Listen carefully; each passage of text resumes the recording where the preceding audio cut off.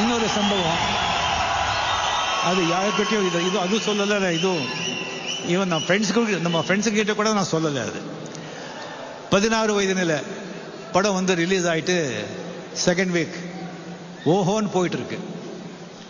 அந்த 16 வயதில் அதுக்கு முன்னாலே வந்து நான் படங்கள் நிறைய பண்ணியிருந்தா கூட அந்த 16 வயதில் அந்த படத்தில் அந்த பரட்டை கேரக்டர் தான் எனக்கு வந்து பட்டி தொட்டியெல்லாம் கொண்டு போய் சேர்த்த கேரக்டர். பாமர மக்கள்கிட்ட எல்லாம் போய் சேர்த்த கேரக்டர் அந்த பரட்டை கேரக்டர் 16 வயதில். அந்த டயத்தில் வந்து ஒரு ப்ரொடியூசர் என்கிட்ட வந்தாங்க.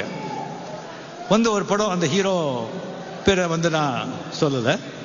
அந்த படம் அவர் ஹீரோ, அதில் வந்து ஒரு நல்ல கேரக்டர், நீங்கள் ஆக்ட் பண்ணணும் அப்படின்னு சொன்னாங்க. எனக்கு டேட்டும் இருந்தது. சரிங்க, ரெம்யூனரேஷன் எல்லாம் பேசணும். அதெல்லாம் வந்து நான் 10,000 ஸ்டார்ட் பண்ணி 6,000 வந்து நின்னோம். சரிங்க, 6,000 ஒத்துக்கிறேன். சரிங்க, இந்த நீங்கள் அட்வான்ஸ் எப்போ வந்து அட்வான்ஸ் கொடுக்கறது பழக்கம், நாம் அது உறுதி செஞ்சுட்டோம் அப்படின்னு சொல்லிட்டு ஒரு 100 ரூபாவோ 200 ரூபாய் ஏதாவது கொடுத்த ஒரு பழக்கம். சரி, நான் கேட்டேன், ஒரு 1000 ரூபாய் அட்வான்ஸ் கொடுங்க சார். அவர் பார்த்து, இல்லைங்க நான் எதுவும் கொண்டு வரல, நாளைக்கே ஷூட்டிங்கு, நான் நாளைக்கே வந்து நான் ட்ரெய்லர் அனுப்புகிறேன், அது கூட ப்ரொடக்ஷன் மேனேஜர் அனுப்புகிறேன், அவர் வந்து அந்த 1000 ரூபாய் கொடுத்துருவாங்க, நீங்கள் மெஜர்மெண்ட்டெல்லாம் கொடுத்துருங்க, நாளைக்கு ஷூட்டிங்கு. சரிங்க. சரி, நெக்ஸ்ட் டே வந்துட்டு அந்த ப்ரொடக்ஷன் மேனேஜர் வந்தாங்க, ட்ரெய்லர் வந்தாங்க. கேட்டு எங்கெங்க 1000 ரூபான்னு கேட்டேன் நான். இல்லைங்க ஒன்றும் சொல்லலையேன்னு சொன்னாங்க. இல்லைங்க 1000 ரூபா கொடுத்து அனுப்புறேன்னு சொன்னாங்க, கொடுக்கலையே. சொல்லும்போது, இல்லைங்க எனக்கு தெரியாது, நீங்கள் வேணால் பேசுங்க. நம்ம வந்து அந்த புதுப்பேடு கார்டன் ஸ்ட்ரீட்டில் அங்கே இருந்தேன் நான். அங்கே முன்னாலே வந்து ஒரு நாடார் கடை இருந்தது, அங்கே தான் ஃபோன் இருந்தது. அங்கே தான் ஃபோன் போட்டு அங்கே கேட்டேன். அவங்க ப்ரொடியூசர் லைனில் வந்தாங்க. என்னங்க 1000 ரூபா கொடுக்குறேன்னு சொன்னீங்க, கொடுக்கலையே, எப்படி? ஆமாங்க, நான் மறந்துட்டேன், நீங்கள் முன்படுங்க, நீங்கள் நாளைக்கு ஷூட்டிங் நீங்கள் வந்துடுங்க, நீங்கள் மேக்கப் போடுறதுக்கு முன்னால் நான் 1000 ரூபா கொடுக்குறேன், டெஃபினட்டாக நான் கொடுக்குறேன்னு சொன்னாங்க. சரிங்க அப்படின்னு சொல்லி நெக்ஸ்ட் டே வந்து 9 மணிக்கு வந்து ஷூட்டிங்கு.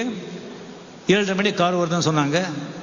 8 மணி ஆச்சு, 8:30 மணி ஆச்சு, 8:45 மணி ஆச்சு. அப்போ தான் கார் வந்தது. சரி, அந்த காரில் வரையும் ஏவிஎம் செட்டு ஸ்டூடியோக்கு வந்து ஷூட்டிங் நான் போனேன். செட்டுக்கு போகிறேன். அங்கே போகிறதுக்கே 9:30 ஆகிடுச்சு. இந்த ப்ரொடக்ஷன் மேனேஜர், எங்கள் ஹீரோயெல்லாம் வந்துட்டாங்க, ஏன் சீக்கிரம் மேக்கப் போடுங்க. நான் என்னங்க அந்த 1000 ரூபாய் கொடுக்கல.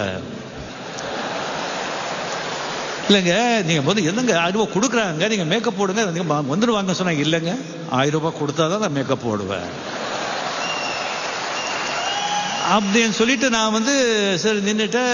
சரி, கம்ப்ளீட்லி வந்து அந்த ஹீரோ வந்தாங்க, எல்லாம் வந்து நின்றுட்டு இருந்தேன். ஒரு 10:15 மணி ஆச்சு.